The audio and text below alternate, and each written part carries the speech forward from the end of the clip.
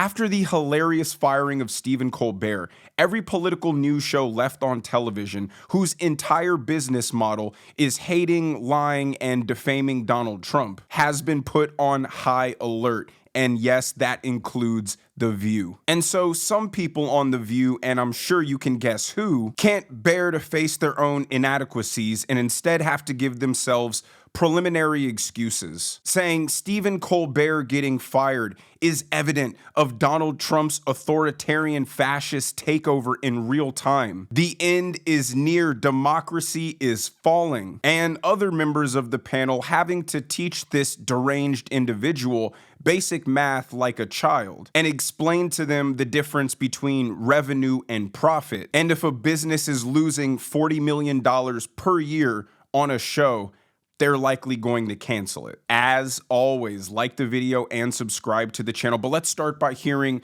a deep and philosophical and profound explanation from Whoopi Goldberg why Stephen Colbert was fired. I have my own thoughts, but because they are my own thoughts, I don't want to give them ideas.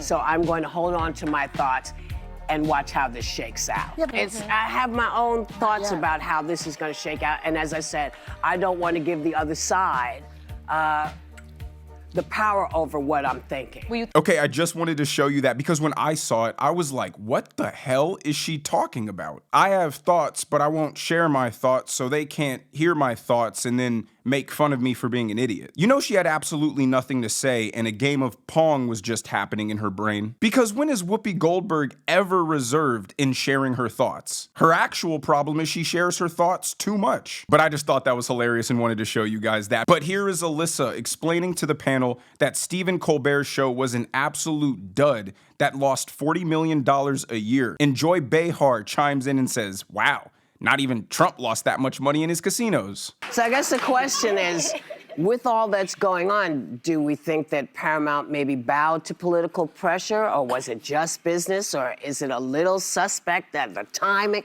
I mean, or is it all of those things? I think two things can be true at once. You cannot ignore the politics of the moment, that this is a president who's made clear how he feels about certain people in the media, and there's this multi-billion-dollar, $8 billion merger that's pending that the government can weigh in on.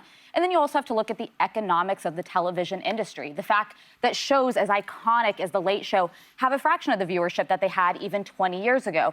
This report was that he was losing about $40 million a year while commanding Colbert a salary of $20 million.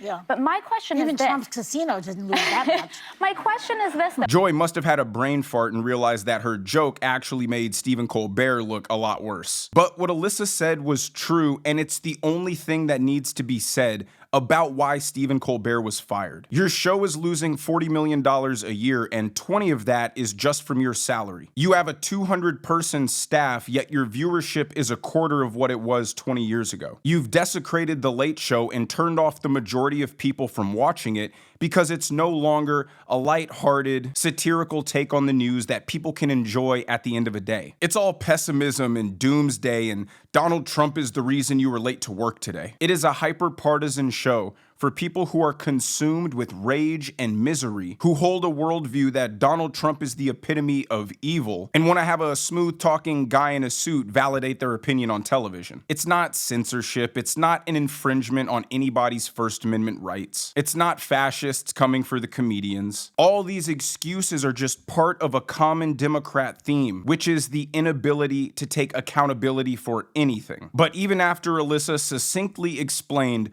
why his show is getting canceled, here comes Sunny Hostin with her opinion. I think that we don't know if it's purely financial. I mean, if you look at some of the numbers, but the timing, it could be financial, and I don't know that it's purely political. It could be, but my concern is if it is political, then everyone should be concerned. People on the right should be concerned. People on the left should be concerned.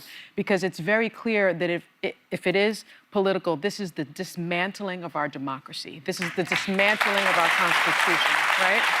And so the First Amendment is the First Amendment for a reason, and that is freedom of the press, freedom of speech, freedom to speak truth to power. If that is taken away, if the comedians are being attacked, then that means our Constitution is being dismantled. That's right. Stephen Colbert getting fired because his show loses $40 million a year is our Constitution being dismantled. Democrats think their constant use of hyperbole and exaggeration makes them seem smart and passionate, when in reality, it just makes Democrats look like children throwing a tantrum, screaming that the sky is falling because they didn't get the toy that they wanted in the grocery store. Sunny will disregard basic economics to support her delusional preconceived notion that people who disagree with Trump are getting canceled and suppressed, so she can provide herself with an emotional landing pad when she inevitably gets hit with the reality that she's a dud and loses her job next. But she's not done. Here she is continuing to preach to us how Stephen Colbert getting fired signifies the end of American democracy. That means the very rubric of our democracy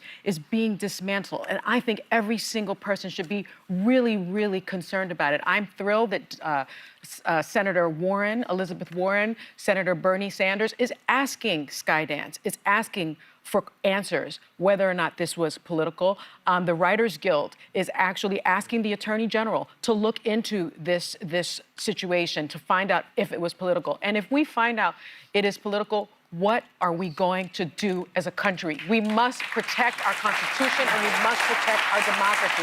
This is bigger than just the cancellation of a television I think it's show. great they're asking. See, they have to believe that it's politically motivated because in their bubble, in their circles, the punchline, haha, Donald Trump sucks, is a hit every single time. And because they assume everybody thinks like them, or at least they ought to, because clearly they're the moral and intellectual superiors, they can't fathom how the rest of America wouldn't find Stephen Colbert and the rest of the late night lineup masking their personal grievances against Donald Trump in a joke is repetitive, tiresome, dull, and frankly boring. And like she said, it's more than just the show getting canceled. That's the problem with Democrats. They act like they have a crystal ball and love telling people that everything's more than what it actually is. ICE enforcing basic immigration laws is kidnapping and disappearing people. Detention facilities that have always held migrants awaiting deportation are now concentration camps. A super partisan left show getting canceled because it loses $40 million a year is authoritarian suppression of our First Amendment. But because Sunny is the most unlikable person on the panel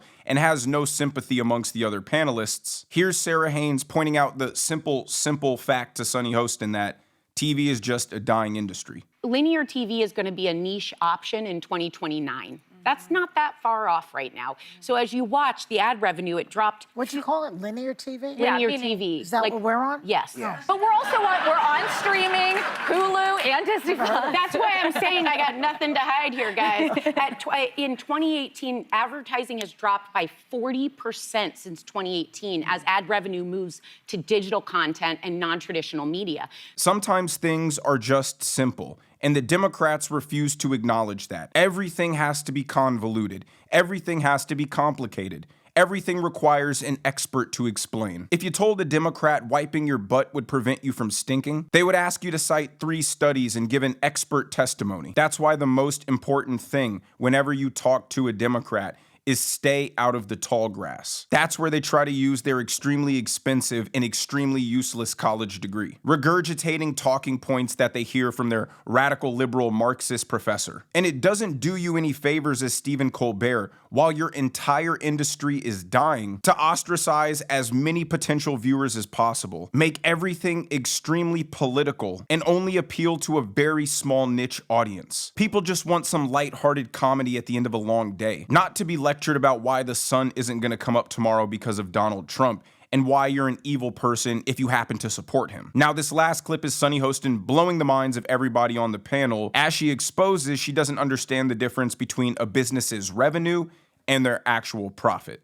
Watch. The difference here is corporate media overlords that have other interests, and that's why new independent media is one of the rising places that people consume content, because you don't have people making those just decisions. add something about the money, the numbers here, because we're talking about the $40 million, and a lot of people are reporting that it was the advertising revenues went down.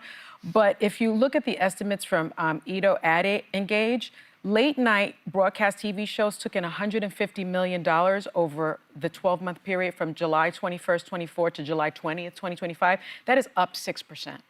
Up 6%, Not if the show costs not more down. than that. And so Well, but the let's- Late Show with Stephen Colbert was also estimated to have earned $59.9 million in ad revenue. It is down 2% year over year, but it's still almost $60 million. And so For someone who consistently brags about how educated they are, I think Sunny Hostin single-handedly damages college as a life path more than any other stat I can show you. If this person came out the other side of college, you should stay far away from whatever turns you into Sunny Hostin. She doesn't get that the show can generate $60 million and still lose $40 million. By the way, why in the world would that show cost $100 million per year to run? I heard they have over 200 staff to produce that garbage, and that's why Alyssa said legacy media is finding it impossible to compete with individual creators such as myself, thank you for everybody's support, because they're bloated, hyper-partisan, and controlled by special interests. When people want real, unfiltered honesty, they go to channels like mine. But again, people like Sunny Hostin are just laying the groundwork to give themselves the excuse for when they get fired that it had nothing to do with them. They're perfect, they're entertaining, they're smart, they're funny. It's because Donald Trump's a big, bad authoritarian who doesn't want anybody talking poorly about him and is going on this mass censorship and suppression campaign. Again, blaming everybody else, blaming the system, blaming everything except for your own shortcomings is par for the course with Democrats. But let me know what you guys think down in the comment section below. If you enjoyed the video, make sure you hit that like button. Make sure you subscribe to the channel if you haven't already. Turn on those notification bells so you never miss a video. And I will see you guys in the next one.